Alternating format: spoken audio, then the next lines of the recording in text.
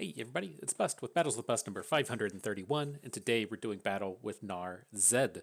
And so Gnar Zed, a very interesting deck in a handful of ways. In terms of being good, it's fairly mid. You know, it's not that spectacular in my opinion. You take any deck with Zed in it, that's good for a 25% win rate. You get a bunch of aggro stuff in it, that's good for another 20 to 25% win rate. That gets you right up close to that 50% win rate zone. You can certainly have some success with this kind of thing. But there's a couple of points that I really kind of wanted to call out with the style of deck as we see it running around in the meta right now, because it has a lot of aspects that I think are just poor deck building. And so that's what Pepper thinks too. We got a kitty that just popped in. She says, "What up?" And so I'm going to pull up the Nard Zed deck that's headed over on Runeterra.ar. It looks like it's Monte Cristo's version that's popular right now. No disrespect to him, he's a much better player than I am. But what I tend to have problems with decks like this, or you have kind of the half-ass problem that I like to talk about, is to where like half of the deck is doing stuff with elusives, half of the deck is doing stuff with overwhelms, and you never really find the place to where you get to maximize either of them, right? So you'll have this draw to where you play a Green Glade duo on turn 2, you play a Zed on turn 3, your opponent focuses in on the Zed and then just kind of gets to ignore the Green Glade duo. Or the flip side will kind of happen is to where your opponent spends all of their removal spells on their elusives, and then they're able to just block your overwhelm units. You never get into these spaces to where your opponent has to make a hard decision in terms of what they want to interact with, because they're able to say, okay, the removal of my deck lines up well with piece A of yours, the units of mine line up with piece B of yours, everything just lines up real nicely to completely shut down what you're doing. And so it's not to say that this is a bad deck. Again, you can certainly pick up some wins with this, but it's not the kind of space to where I think you're going to have a lot of success. Now, there were decks like this back in the beginning of the meta of the game that were basically Allegiance-style decks running the Pink faction with Omenhawk in it. That's a different story as well. That was a deck looking to use Navori Conspirator and the Allegiance unit and Omenhawk to get the boosts on all of your units. That's not what you're able to do anymore. But nonetheless, to cycle back to the deck that we're doing today, this touches on a lot of the points on where I think you need to be good in this meta. So we touched on the half-ass problem. We're not half-assing anything anymore. We've swapped out all of those elusives just for more overwhelm units to give us that high impact power whenever we attack, make all of our units relevant, make the opponent have to focus in singularly on our strategy, and let us kind of get some damage in through the wings. After that, what really strikes me as being important in this meta is when you're getting your bonuses. And I think that that describes a lot of the matchups that you're going to see within this format, especially as we come out here and play a lot of these kind of Snow Dog Omenhawk based decks. And so one of the big themes and ideas coming out of the meta right now is using the Elder Dragon to put Saiyan Thousand-Tailed into all of the decks. So Saiyan Thousand-Tailed can't come down until turn 6. If you're playing a deck like Elder Dragon Morgana, you're trying to build up early game board with your challengers and your formidables. Then when you get to turn 6, you're able to play Saiyan Thousand-Tailed, boost all of your units, and use that to get a commanding advantage on the board. Now, the flip side kind of happens with a lot of these Freylord decks, right? We're getting all of our boosts in the early game. We have Omenhawk, we have the Snow Dog, we have the Darkened Spear distributing the stats early. And so what you're going to find in a lot of these matchups is it's extremely, extremely important to hit your unit boosters in the early game, right? That's what our strategy is trying to do, is trying to hit these unit boosts in the early game. If we don't hit any boosts and we're just playing this fair game back and forth with Morgana Elder Dragon, then we're going to lose, because they're going to hit their turn 6, they're going to hit their Saiyan Thousand-Tailed. We played and developed directly into the strategy that they're trying to put forth, and you're just going to end up losing that game. And so as these games come forth, it's very, very important to kind of realize the importance of hitting your Omenhawks, hitting your Snow Dogs, hitting your Darkened Spears early, because getting those stat boosted units in the early and mid game is what's going to allow us to develop bigger boards than the opponent, and then let us fight back against their Saiyan Thousand-Tails. The other things to kind of call out with this style of deck is it is a bit of a high roll monstrosity, right? It feels really, really good if you're able to get those stat bonuses onto Zed. In the event that it doesn't happen, it's still okay. We have plenty of combat tricks to fight across the board. Otherwise, the things to call out within here, we are playing the Stagehand. This turns us into like a really big high roll festival, if you will, but the powers that it brings are quite potent. If you've gone against Annie Jhin at any point in your life, you can realize the power and the problems that the Stagehand can present, and he works fantastically in these overwhelm based decks to where we can Stagehand stun down the opponent's biggest unit, and then their blockers are not that good in the face of our overwhelms. What I can assure you is going to happen at some point across the course of the games today is we're going to play an Omen Hawk, we're going to play a Snow Dog and attack, we're going to play another Omen Hawk, we're going to get a Darkened Spear down in an attack, we're going to have like +4/+4 and +5/+5 on top of our deck, and it's going to land on the Stagehand. Just ignore that. That's not what the pros do. That's what the rookies down in bronze do, right? we're never going to let that RNG monstrosity come out and hit us. It's only going to hit those bronzers out there at the end of the day. But nonetheless, that's the deck. That's what we're doing battle with today. Before the battles begin, we got one card to come out here and turn premium, and it's one that's actually grown on me quite a bit. It's going to be down here with the Empyrean Dance, and I'm curious if this can't find its way into the meta at some point. Getting a recall plus a dragon is a pretty good deal. If you manage to pull off all three, then oh my gosh, good job for you. But in my experience, getting a deny plus a dragon or getting a recall plus a dragon is pretty much worth the price that you pay. You know, if the Empyrean is going to cost 6 and deny is 4, that's 10, we're paying 9. If the recall costs 4 and the Empyrean costs 6, that's 10.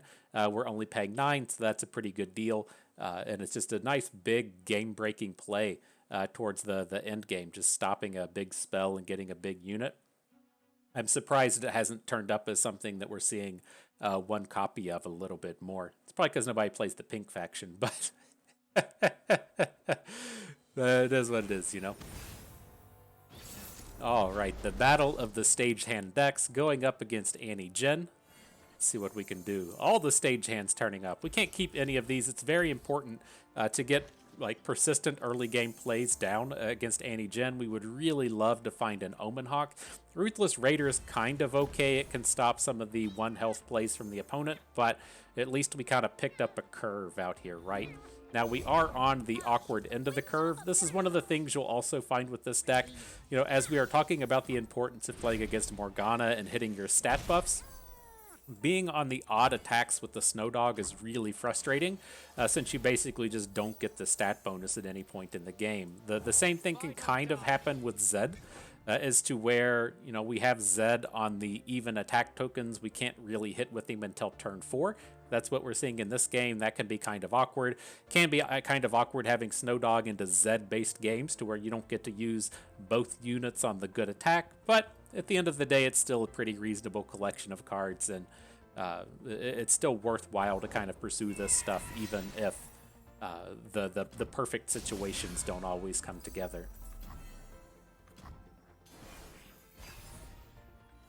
All right, so reasonable enough stuff here. We're going to get stuck with some bad blocks this turn. We really need a combat trick for this round, an Elixir of Iron or a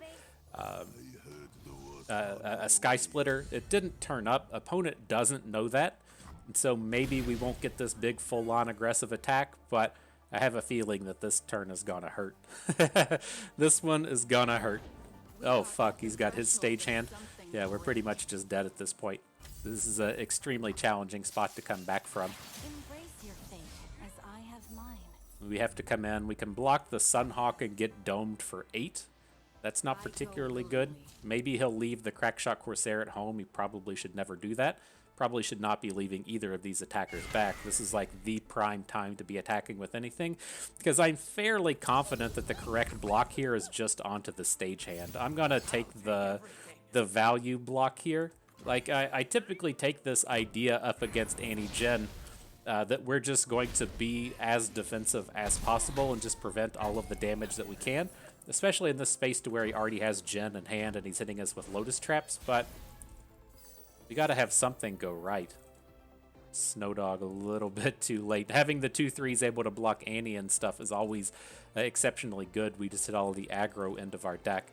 So I'm just going to go ahead and run out Zed. Maybe we'll get lucky and he'll do some blocking, or he'll play a preemptive Stagehand or something. Not entirely certain of how believable it is if we attack into Jhin. I don't think Jhin will come in and block Zed. You know, his health total is pretty healthy at this point. I'm hoping that just by adding Zed, we can soak a stun. What good's power if you're not going to use it? This is another one of these kind of awkward spots.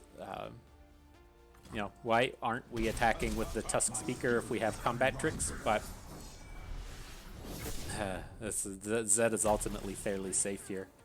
Now we'll just have to see if we can get the Stagehand down defensively. All the Zeds turning up.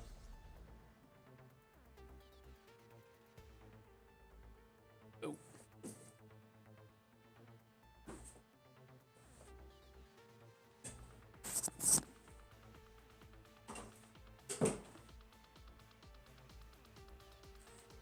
All right, he didn't really do anything. We're back. Had to get up and shut a door. So what are we going to do with this? I'm curious, like, given the mana that he has, he's going to be able to get the Annie flip, right? He has the Crackshaw Corsair, he has Jhin, he's going to be getting 2 activations. He'll get a 3rd, he's going to pop a Lotus Trap here as well. But at the end of the day, it's who do we want to Stagehand, right? We can shut down the Annie, but she's still going to be able to generate the Tibbers. I mean, I think he's probably just not attacking into this stuff if we Stagehand Annie. It seems like he's like your only good attack is with the Prefect, but the Prefect gets blocked by the Stagehand, and so if you want to deal damage to this turn, you have to attack with Jhin as well. Just the attack with the Prefect, I guess it is good enough to flip the Jhin, but let's see how this goes. We also have this opportunity now that we picked up Shadow Shift. We can actually Shadow Shift the Stagehand, so we get to use it on a later turn as well. See if that comes into play, since doing stuff like Shadow Shifting Zed doesn't really do anything.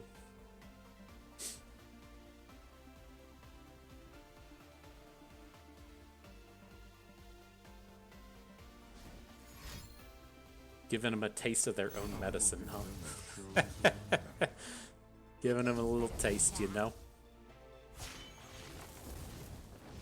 So interesting, why is he disintegrating Zed? Is he the one that's about to get stunned? Come on, that all you got? Looks like he's about to get aced.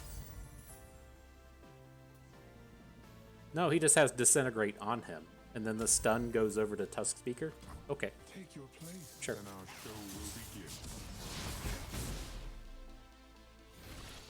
Is he gonna generate more stuff off of this attack? I don't know, it doesn't seem like it.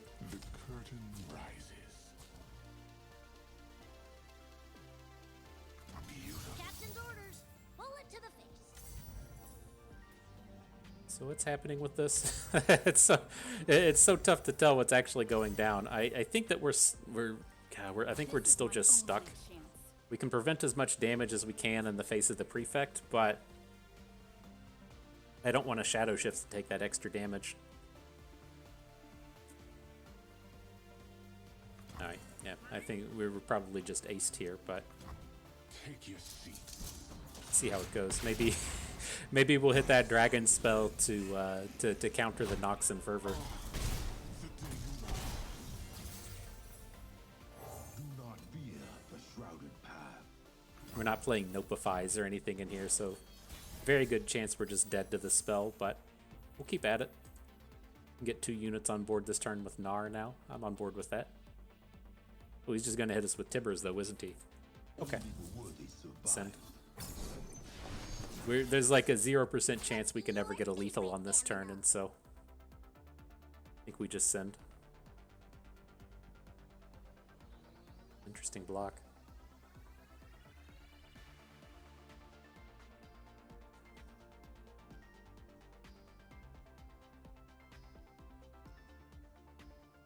Just play it. Just get it over with, dude. Okay, good job. Whew. Oh, don't emote, dude. That's not. I'll keep it to myself. But the quality of play that was showcased there was not optimal. So Take your victories where you can get them, I guess. All right, on to the next one. Yeah, my thought on Annie Jhin is it is the best 45% win rate game in the game, right? The best 45% win rate. Can you absolutely get wins with Annie Jhin? Yep, you can most certainly get wins with Annie Jhin. Is it actually a good deck? Nope. Most certainly is not.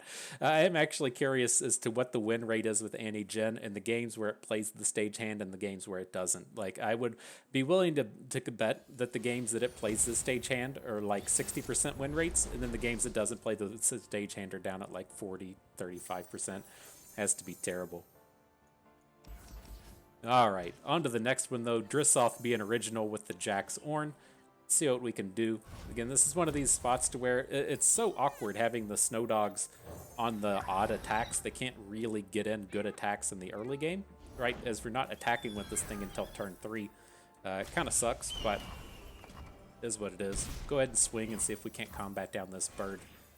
Make things a little bit safer for the snow dogs. Kindle, did you wander off again?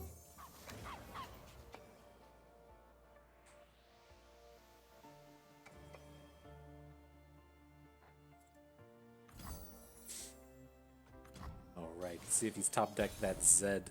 Get that big 5/4 Zed out on turn 3. Gotta like that. That's what life's about.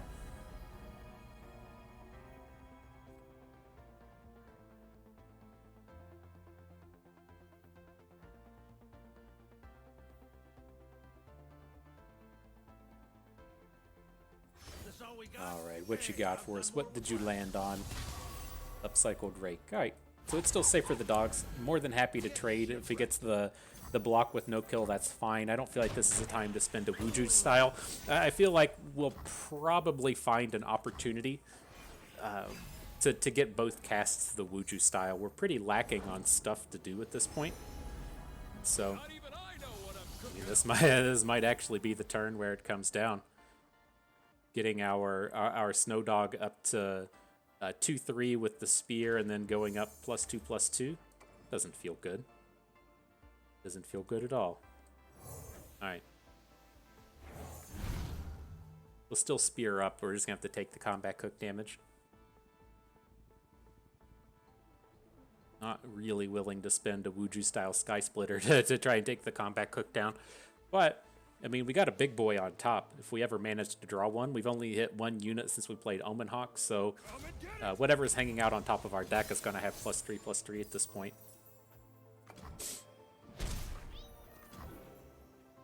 Maybe you should have blocked here. It's very easy to get the Snow Dog up to... Like, the Sky Splitter on Snow Dog next turn is pretty good. Here come the big friends, though.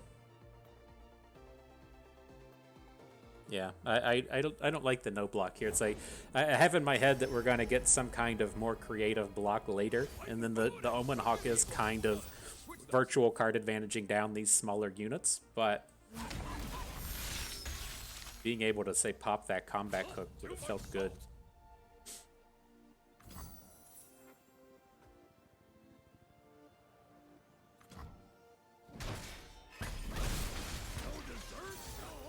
Alright, we'll just keep at it.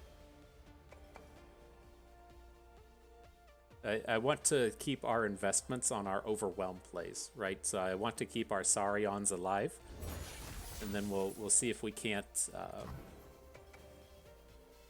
generate a Stagehand overwhelm me kind of turn. I don't think we're at any real risk of getting killed anytime soon. Though that's the Zed you like to see, huh? That's the Zed everybody's talking about. The 8/7 Zed ready to come to the party. Oh man.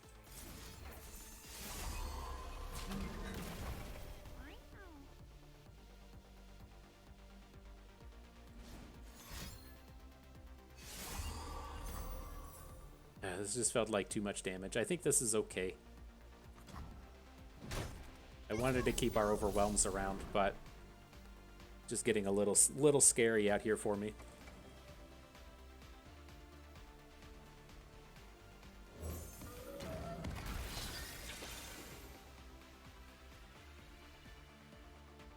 But we got the big Zed though, right? That's all. That's all anyone ever needed was the big Zed.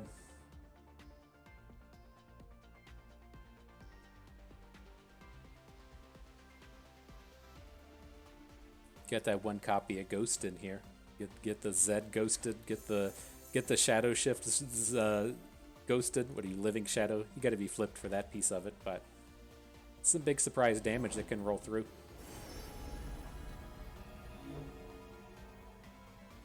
Rather be sailing, but this looks fun too.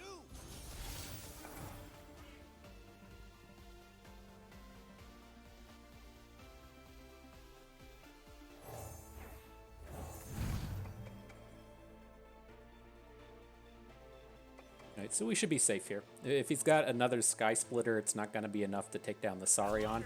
Not too crazy to think an attack would roll through, but it's not going to be the biggest of attacks. And I do like being able to get something off of the board here, since we are going to be coming in with Zed next turn and getting those double attacks, and then also having access to the Stagehand.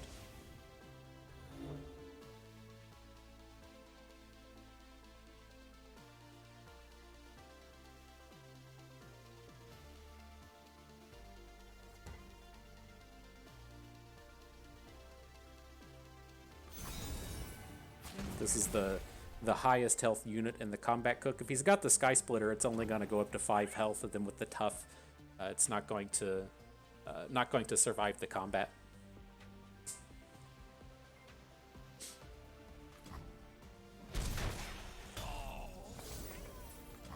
All right, now let's fucking zing him, right? Let's see how this goes. I'm going to lead off with the Snow Dog. I'm curious to see if Ornn is going to come down this turn. If Ornn comes down, we do have some answers with things like the Stagehand to get the stoppage.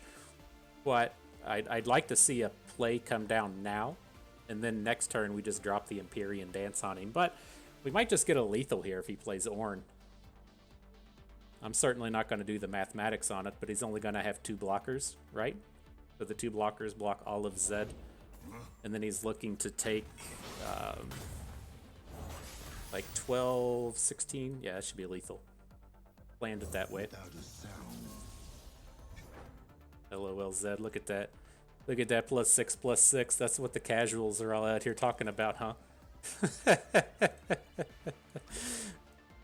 We'll drop a little of that on the board. We are at the threshold of something great. Alright, I don't think Jax Ornn has anything for 2 mana that could get out of this. I guess you could play something like Brittle Steel, but that's not a card that you typically see in these games. Alright, Big Zed gets there. GG. On to the next one. All learn to feel my order. Yeah. That's the stuff. That's the stuff right there. And the game broke. Alright, off we go. And so there was interesting stuff. If you haven't caught the main site, the Play Runeterra site, they put out the 5.0 patch notes, which I was just expecting to be like somebody caught that they switched Hey Show the Turtle or whatever he's called into a reptile. But they actually have some pretty big notes in there in terms of the competitive season. I'll talk about it more in the upcoming video. I'm not sure if it'll be today or tomorrow, but our year in review for competitive play. But they're talking about the upcoming Open, the one that's here in about a little over a week or so, just being for funsies. And then there's going to be kind of a reworking of the competitive scene in terms of the gauntlets were a big kind of miss over the course of the past year, and they just kind of missed all the marks in terms of having that feel like a competitive space, and also having it tie into the opens and be relevant. And at the end of the day, it really just kind of felt like a chore, right? It was like something that you had to do. The way I kind of look at it in terms of the prime glories and everything is that if you're capable of making your way into the second day of the Open, you shouldn't have too much trouble beating the players in the early stages of the Open. But if you're even having like an 80% win rate at those early stages, that's very good.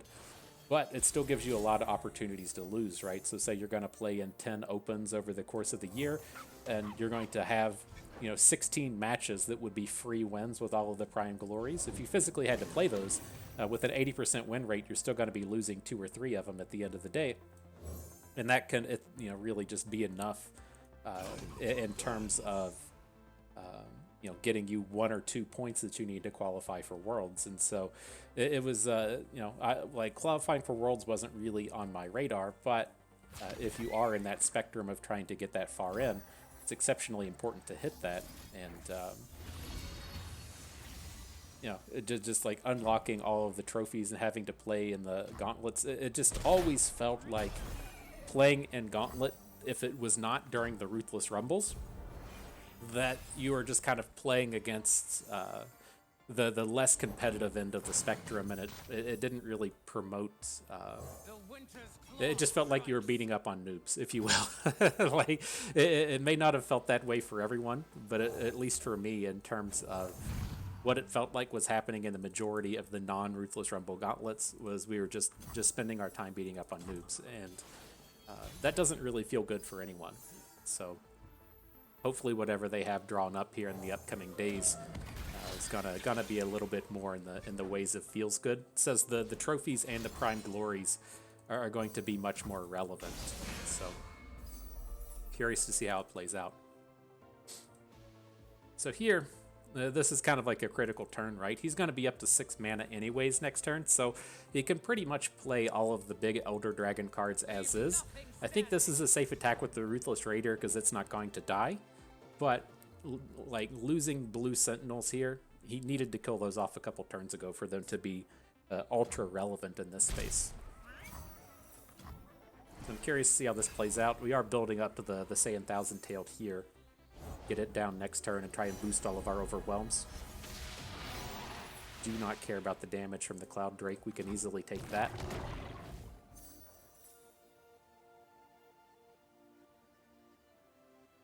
Without a sound. No attack, interesting. Alright, everybody's got their Elder Dragon cards. Let's get the Saiyan in and get to swinging. So we won't actually attack with the Saiyan. I want the extra unit to get generated from Zed. I don't think this is a spot to where we want to preemptively boost Zed, right? If we play Sky Splitter on Zed now before we attack, the Living Shadow is going to get the bonus attack as well. I do fully suspect he's going to just block Zed with the Cloud Drake, but I don't think it's really the place to do it preemptively. We're not punching enough damage, I don't think. Alright, Atlantis the Galantis coming in.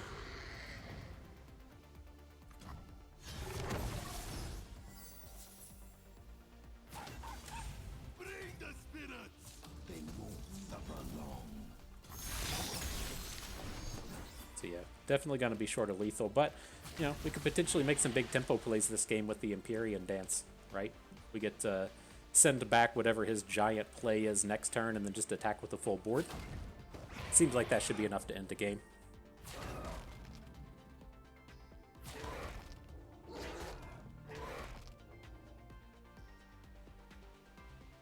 So with these blocks, we can protect the Glacial Saurion. Make sure that we have our big Overwhelm Bro around next turn. I dig it.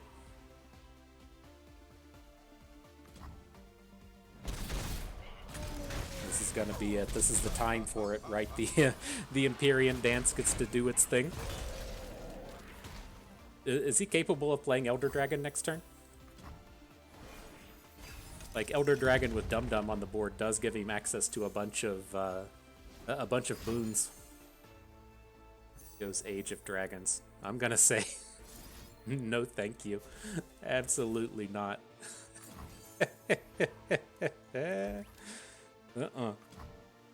Nope.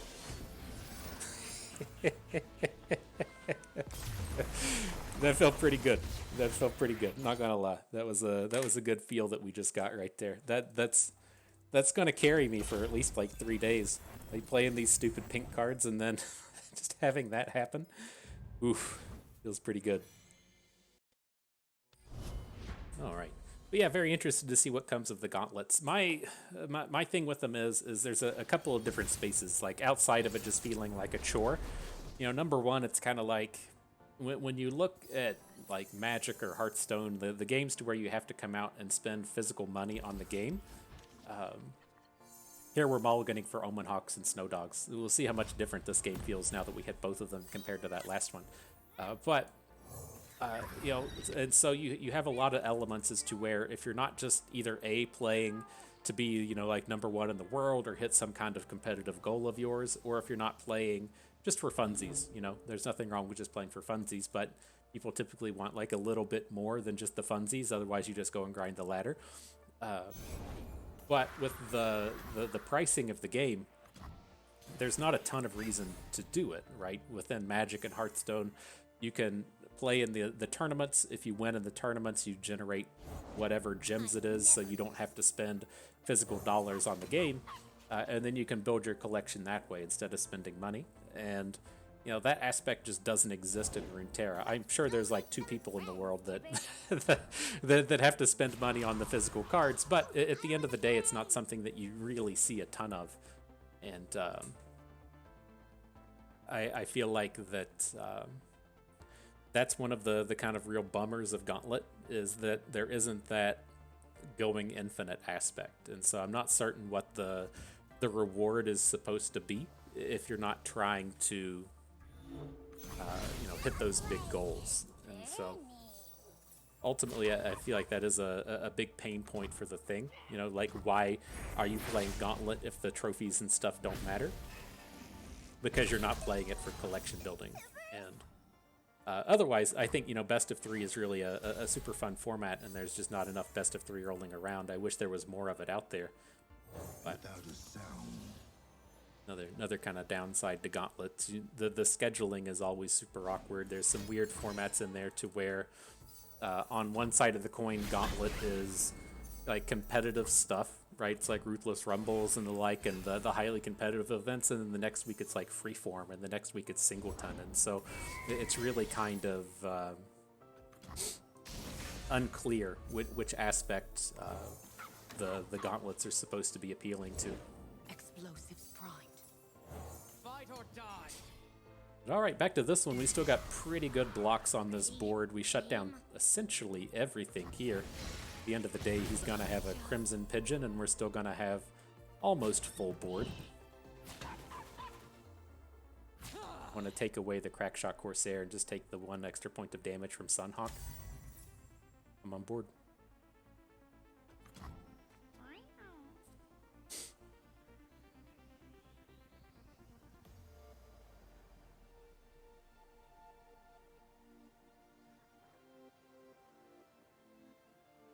And it's an interesting space next turn as to whether or not we want to open.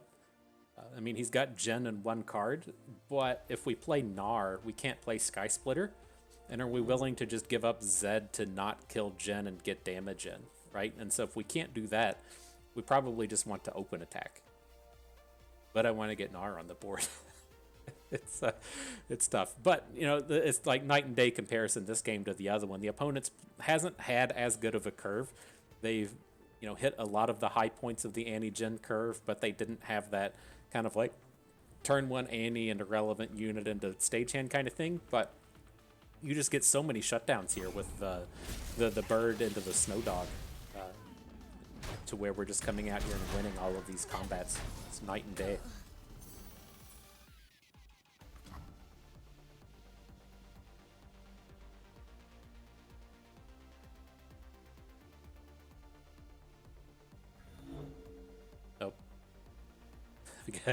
GF won't support Rage Quit. LOL. I'm not certain where they are on the ladder. They tend to hang out near the front page. All right, let's hit it. But yeah, like I most certainly didn't have the answer in terms of what to do with Gauntlet. Like, I was hoping it could turn into this, like, I kind of call it the casual competitive space. That's what I like to envision that we do, is to where I'm not going to qualify for Worlds. I'm not going to go out and try and get into like the really competitive events like the Aegis tournaments, but I still feel like we can bring it if the things come well, right? And I was kind of hoping that Gauntlet would have that kind of feel and that kind of aspect to it, to where it's a competitive event, but it's something that feels like valid and worthwhile, and it just kind of missed. I don't know. I was trying to think of what would draw people in as to whether or not there's kind of like another ladder board or leaderboard, and does that just like feel like you're playing a like the plus 15 minus 22 ladder from a while ago, to where just like the most wins are at the top of the ladder board or something. Like I'm not certain how you would do it. It's like if you want to give out cosmetics, people get really butthurt if you don't have aspects, or if you don't have the ability to get all of the cosmetics, and so that's a kind of a bummer. And so I like the way, well, I guess I should say I sort of like the way on Magic Online how there's a queue for best of 1 and a queue for best of 3, and so that would give you that kind of way to play best of 3, but it pushes away from the gauntlets, and it's just not really a thing anymore. And I don't think LoR has the player base numbers to be able to pull that kind of thing off. And so I don't know, it's tough. I'm very curious to see what Riot has come up with in terms of fixing, in air quotes, gauntlets, if you will. At the end of the day, the thing that I only really felt kind of bad about is there's not an open in December because of Worlds. And so it just feels like there's just big gap of time for competitive play, to where competitive play only matters for like 30 people. It's kind of a feels bad moment to me. All right, though, the last of the battles up against Evelynn Nidalee. The old Transformer is coming at us. Let's see what we can do. Got another good unit buff curve here. Evelynn can cause us a lot of problems. We don't have fantastic answers to Evelynn. She can typically become a stat monster, and we're just kind of stuck staring at her. But with a draw like this, to where we're getting a bunch of unit boosts early, we could probably just sacrifice some units and feel okay about it.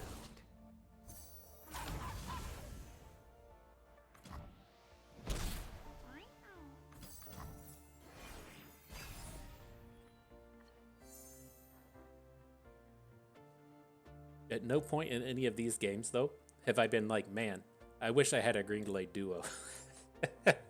I wish I had a Navori Conspirator. Like, I get the idea. You're playing units that are strong in their combat effectiveness, but man, at no point have I wanted any of that nonsense.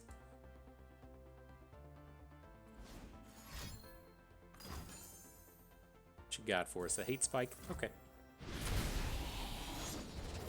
So this is a bit of an awkward space on this upcoming turn, and oh, he hits the Challenger Husk for his Evelynn. That's going to be problematic.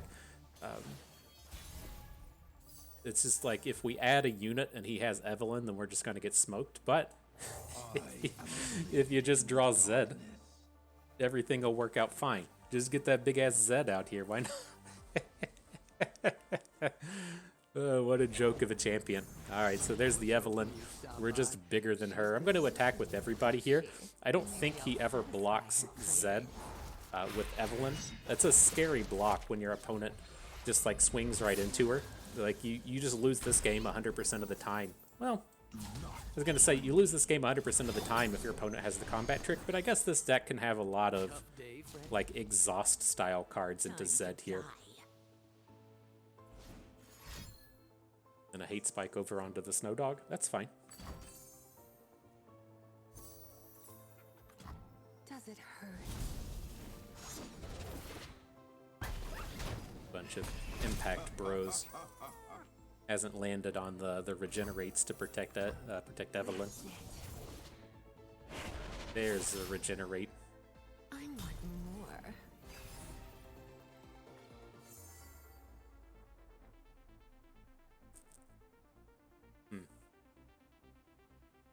Curious to see what he drops. I'm not super excited about just putting down Ruthless Raider. I don't want to play a unit that's just going to die to Evelynn.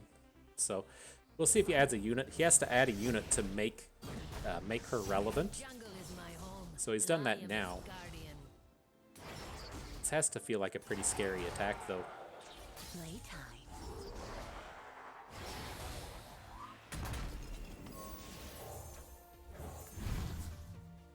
Alright, ready to block.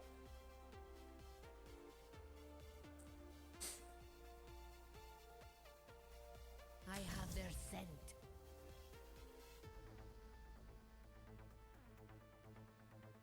Interesting. Feels like this has just a ton of opportunity to go wrong for the opponent. Like, if this pulls out an exhaust or something, that's still pretty good for us, but man, it feels like this attack goes wrong a ton of the time. Fight or die. Scream for me.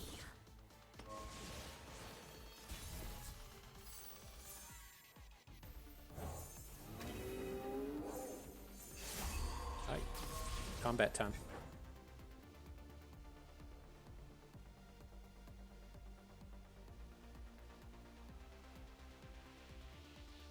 Not a bad stagehand. What's your stat line? Only 4-2? Oh, we completely dodged it this game, didn't we, huh? we didn't land all of our stat boosts onto the stagehand.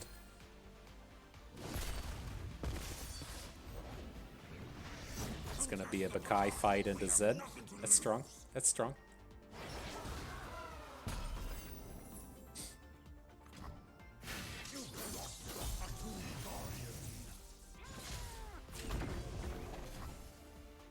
Shut up and scream.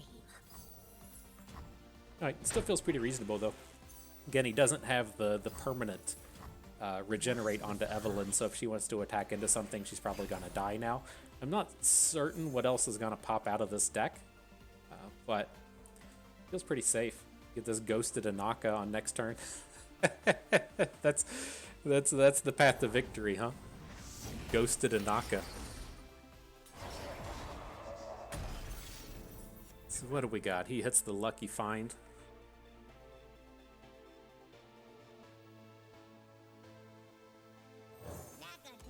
Let's drop Gnar. Like he is in the spot to where if he hits quick attack on the lucky find on Evelynn and then gets a quick attack challenge, that kind of sucks, but we don't have too much else that we can actually do with this turn, and so if he wants to just trade, or I'm sorry, get that kill onto Gnar, I'm kind of fine with it, but if he misses out on that, then I feel like he's kind of screwed at this point. Our stories, our struggles have built this empire. If you do not have a part to play, take one. That can't feel good. Do you really want to attack into the stagehand? Like, probably not. He'll take this Barbara attack into something, I'm sure, but I don't think that feels particularly good for opponent. I mean, you don't think he really wants to be trading at this point. Losing out on his blockers feels kind of bad.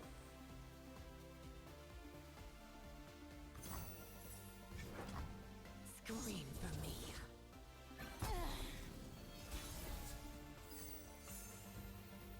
And then another stagehand. I think he has too many units at this point. Let's just go with the Anaka.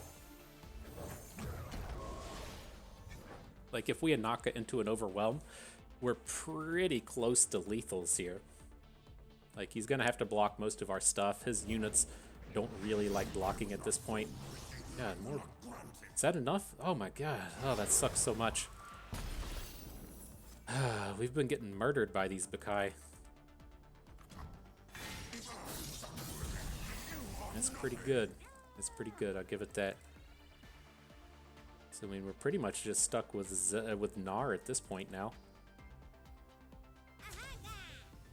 Ugh. So we'll see if he gets a block. This is a fairly safe attack. I'm very interested in trying to pokey stick something down. Man, those bonuses onto the Bakai have been brutal.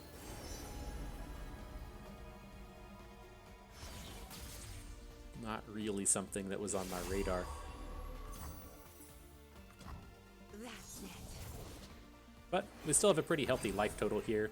Our units on board aren't super high value, so having Evelynn come in and trade with something isn't that big of a deal. I mean, he does have a huge amount of overwhelm on board, but I think we're okay.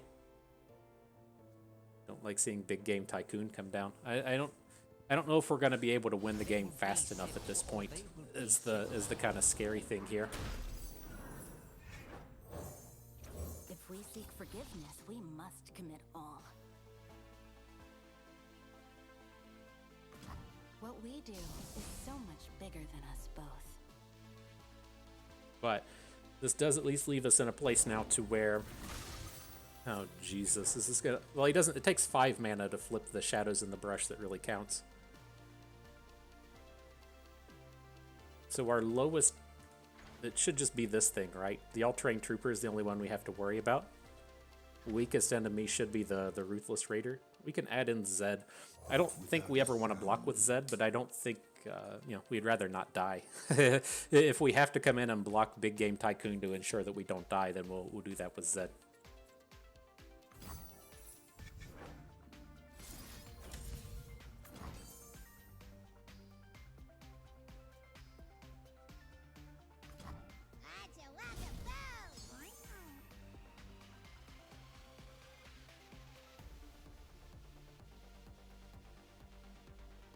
So yeah, we need to be winning on this attack. If this is the Paraphant, we're not going to be able to stop the 12 Overwhelm with all of these other Overwhelms that he has on board. I was hoping that we're going to be able to get in some kind of attack to where, you know, he has to block with the Bakai or he has to block with, you know, just something, but it just didn't come together.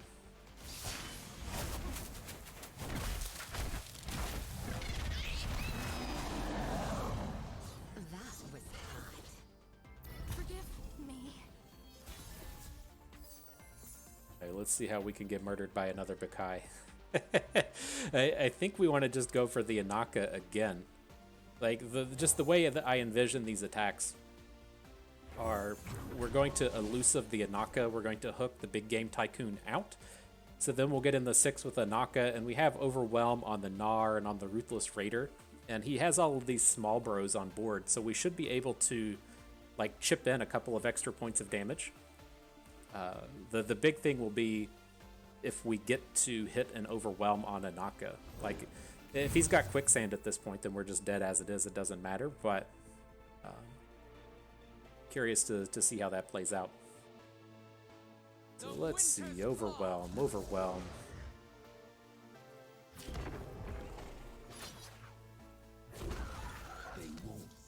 We can attack like this. Definitely want to make sure we have the full board so he doesn't get... you know, if he has to block Zed with the Voice of the Risen, that's still fine. And then we want the Anaka unit coming out, not the Zed thing. So the Anaka to the left should be what we want. Oh, no, fuck. I forgot to cast Ghost. God, that was our lethal, right? We had the Ghost onto Anaka. That was the intent for the turn. Shit. That would have been 10 damage of elusive. It's not to say that he doesn't have a Quicksand or something here, but that was the that was the entire point of this attack, and getting the 6 damage in off of the Anaka. God damn it. Can't believe I did that. Well, I can believe it, but that's annoying.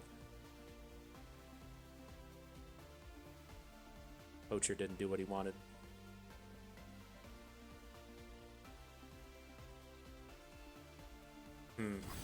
Well, oh, it just hadn't hit the stack yet.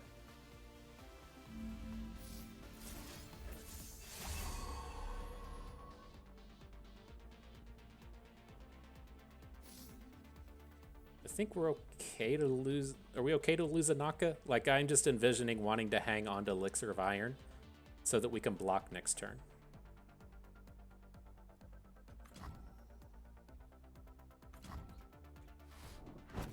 Right, he's gonna take an Evelynn hook into something, and we're gonna want to block her there. That's still, yeah, that's so brutal. Not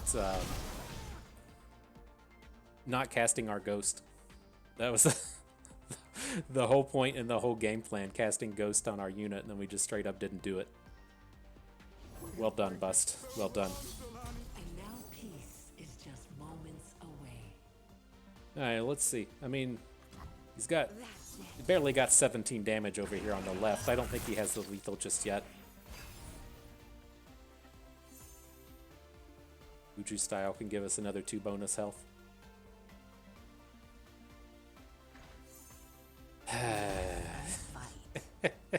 Just that's the way it goes sometimes. My fortune. You definitely want this Voice of the Risen way out to the right. If it dies in combat, the units afterward will lose all of their attack. Speak Yeah. as one. Assume this will be. Oh, he didn't even take a hook. I'll take everything. Nature defies nature. Enough. Looks like we're getting lethaled out here. Oh, I blocked the wrong one. Is that as good as we can do? So we can get up to +4 health, but can't prevent enough otherwise. Okay, GG. And so yeah, it's tough to tell what would have been in his hand. If we had have replayed the Ghost, then we could have still gotten quicksanded or something. But that was like the entire play that I was trying to set up. If we attack with the Ghost of Danaka for 6 and then spike an overwhelm, we might be able to get our opponent low enough, and then just didn't cast the Ghost. And so is what it is. It happens sometimes. But nonetheless, we can pull this up, talk about it a little bit more. You know, it felt reasonable. You know, I don't think this is by any stretch of the means like the strongest deck in the meta, but I think it's most certainly a step above what you would see out of the version with elusives, and I think it gives you some kind of interesting options that you don't get out of playing particularly with Gwen. Moving over into the space of playing Freylord, you do have this much stronger mid-gamey kind of package with the unit boost stuff coming from the Omen Hawks and the Snow Dogs, and then those boosts tying into working with Zed can be incredibly powerful. I mean, there's nothing wrong with playing an Omen Hawk into Zed, but again, just some of the awkward things you can run into. Just like the Snow Dog into Zed doesn't play as well as you would like it to, since they can't attack on the proper power spike throughout the course of the game. It's just a little awkward having a unit that power spikes on 2, and then another key unit power spike on 3, and them never interacting particularly well with each other. But otherwise, you know, happy enough with everything else running around with the stack. Empyrean Dance is great. Sky Splitter has worked out nicely. The combat tricks in here all feel pretty good. It's just a matter of, again, as you look to come out and play against all of the Elder Dragon Morgana based decks, if you don't hit your unit boosts early, then you're going to lose. And that's just kind of one of the high roll kind of aspects of these mid-rangey Freylord decks, is if you not necessarily draw your deck in the wrong order, but if you don't draw the right things. And so if your early game is composed of Ruthless Raiders and Tusk Speakers, it's not really what you want. You want your early game to be composed of Omen Hawks and Snow Dogs so that you get those boosts up and running. Nonetheless, good set of games. I had fun with that. I hope you did too, because that is going to do it for us today. So if everyone enjoyed the video, hope you maybe learned a thing or two along the way. Had a good time watching. This is Bustin'. We thank you for being here.